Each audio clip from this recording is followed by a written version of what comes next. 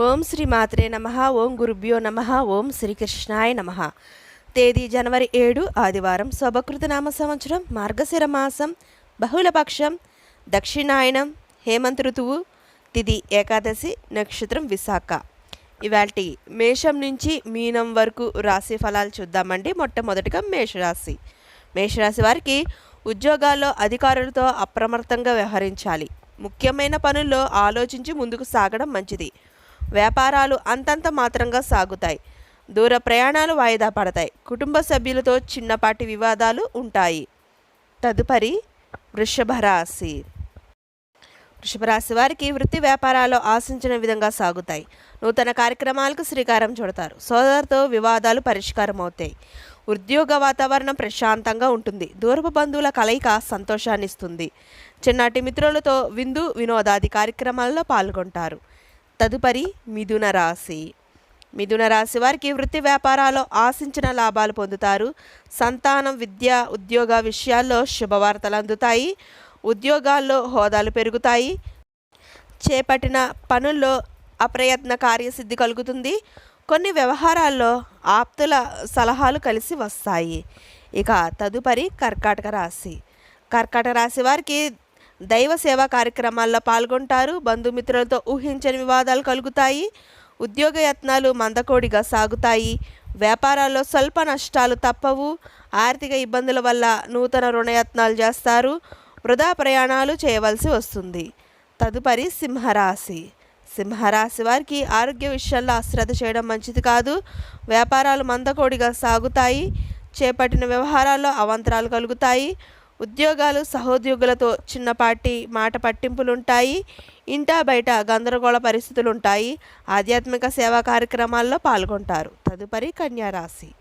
కన్యారాశి వారికి సంఘంలో గౌరవ మర్యాదకు లోటు ఉండదు.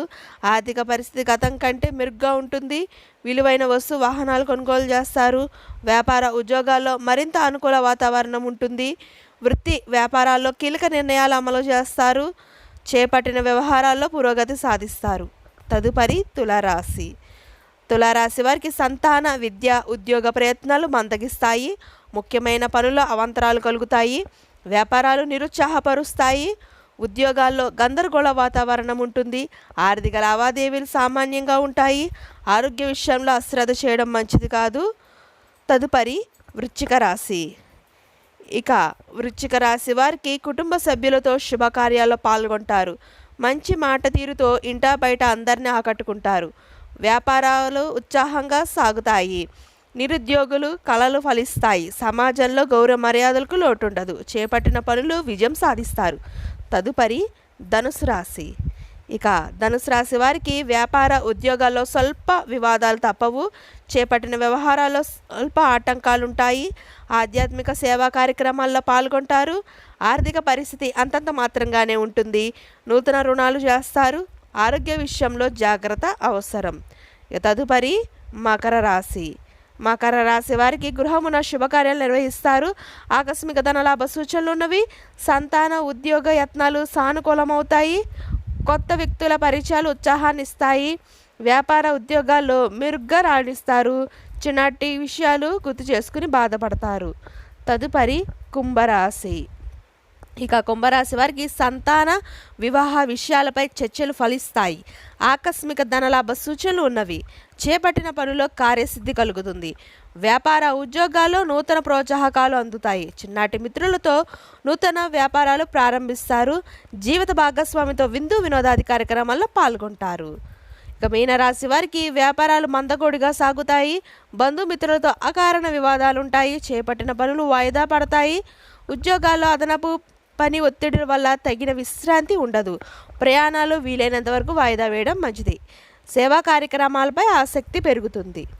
ఇదండి ఇవాల్టి మేషం నుంచి మీనం వరకు రాశి ఫలాలు. ఈ వీడియో మీకు నచ్చినట్లయితే షేర్ చేయండి, లైక్ చేయండి. మరిన్ని వీడియోస్ కోసం మా ఛానల్ సబ్స్క్రైబ్ చేసుకొని పక్కన బెల్ ఐకాన్ ఉంటుంది. దాన్ని ట్యాప్ చేసి ఆల్ బటన్ క్లిక్ చేస్తే మేము చేసే ప్రతి వీడియో మీకు నోటిఫికేషన్గా వస్తుంది. అలాగే ఒక మంచి వీడియోతో మళ్ళీ మీ ముందుకు వస్తాం. సర్వే జన సుఖినో భవంతు. అందరికీ ధన్యవాదాలు.